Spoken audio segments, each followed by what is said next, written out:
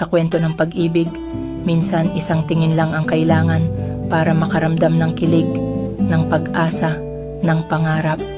Isang saglit at bigla kang nadadala sa agos ng damdaming hindi mo maipaliwanag. Pero paano kung ang ngiting inaasam mo ay laging may distansya? Paano kung ang bawat sulyap ay may kasamang pag-aalinlangan?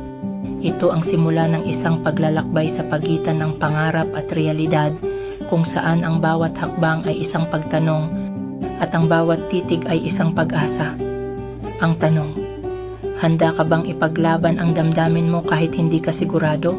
O sapat na bang ipaubaya ang puso mo sa sarili mong kapayapaan?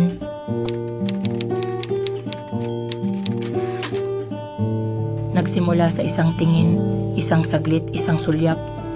Parang ang lahat ng bituin ay bumaba. Kasama ng bawat paghinga, ikaw lang ang nasa isip. Pero bakit ganito? Parang lumulutang sa kawalan ang bawat ngiti mo. Isang hakbang palapit, tatlong hakbang ang layo. Sinabi ko sa sarili ko, isa lang to sa mga kwento ng puso. Kailan ba naging malinaw ang pagmamahal?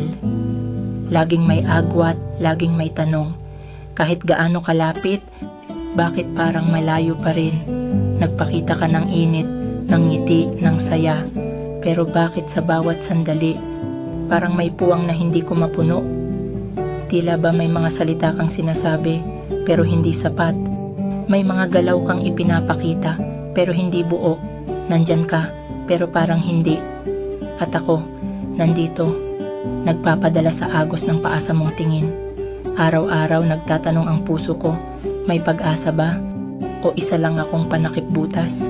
Bawat salitang kamusta, bawat titig na parang may laman, parang patikim ng isang pangakong hindi buo.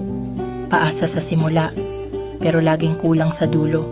Hindi ko alam kung ipaglalaban pa ba kita, o baka naman sapat na yung umaasa. Baka sapat na yung napatitig, napangiti na paniwala na baka ako.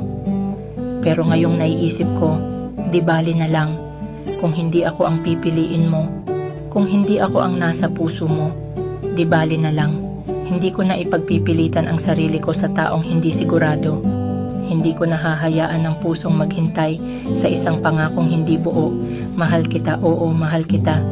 Pero mas mahal ko ang kapayapaan ng puso ko. Kaya kung ako'y pangalawa lang, kung ako'y di mo kayang piliin, di bali na lang, pipiliin ko ang sarili ko kahit masakit, kahit bitin ang mga pangarap nating dalawa.